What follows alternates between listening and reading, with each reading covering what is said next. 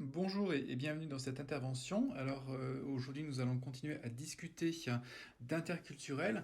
Alors pour toutes les personnes qui auraient des questions, vous pouvez les poser en bas à droite de l'écran et c'est à la fin de l'intervention que j'y répondrai. Voilà. Donc n'hésitez pas à me poser des questions, c'est en bas à droite. Alors nous allons nous interroger sur comment réussir sa collaboration avec des Allemands. Alors nous nous intéressons au management à l'allemande.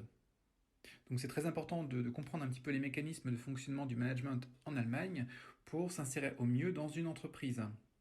Alors il y a un point qui va nous intéresser plus particulièrement, c'est tout d'abord la prise de décision en Allemagne. Alors de quelle façon se prend la prise de décision en Allemagne? Est-ce qu'elle est vraiment différente de la prise de décision en France? Alors je vais vous donner quelques leviers pour comprendre comment se prend la décision a priori en Allemagne. Alors, ce qu'il faut savoir tout d'abord, c'est que le processus de décision, il est beaucoup plus long en Allemagne qu'en France. Pourquoi? Donc, il y a plusieurs explications à ça. Donc, tout d'abord, le manager allemand, il attache beaucoup d'importance à ce que pensent ses collaborateurs. Donc, en général, il va rechercher une prise de décision qui s'appuie sur le compromis avec son équipe. Donc, il va rechercher le consensus. Alors, imaginons qu'il veuille prendre une décision par rapport à un projet. Donc il va réunir ses équipes. Des séances de brainstorming, de prise de décision vont avoir lieu.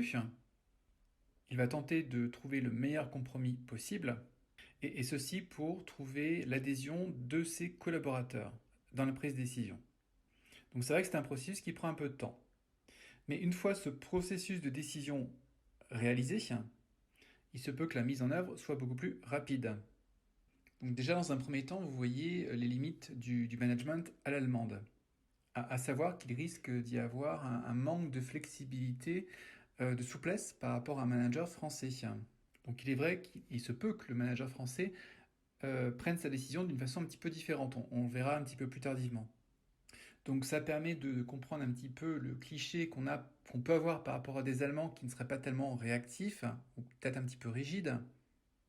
Alors pourquoi une certaine forme de rigidité? C'est parce que la prise de décision, elle a été prise collectivement et qu'ensuite, a posteriori, il est difficile de la faire évoluer.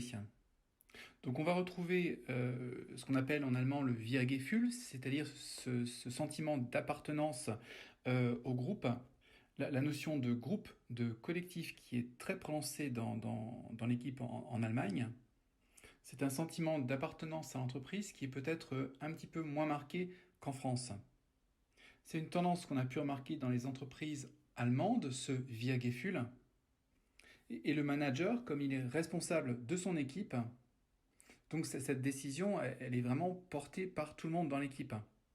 Donc la mise en œuvre de la décision sera beaucoup plus facile puisqu'elle est portée par l'équipe. Elle n'a pas été imposée, elle a été élaborée collectivement. Alors maintenant, imaginons que je sois ou que vous soyez salarié français dans une entreprise allemande. Je n'ai pas forcément l'habitude de cette façon de faire. Comment est-ce que vous pouvez participer à la prise de décision sans faire de faux pas? Ça peut paraître un petit peu difficile, hein. Quand vous êtes convoqué à une discussion donc de brainstorming ou de prise de décision, votre avis il compte, donc exprimez-vous, donnez votre position, mais restez donc clair, simple et surtout factuel. On attend de vous que vous exprimiez votre avis et votre avis sur la question, donc sur le projet, sur la prise de décision. Le but, c'est que la décision elle soit aussi portée par l'équipe. Et donc, a priori, une fois que la décision elle est prise, ce serait un petit peu contradictoire de la critiquer ou de la remettre en cause.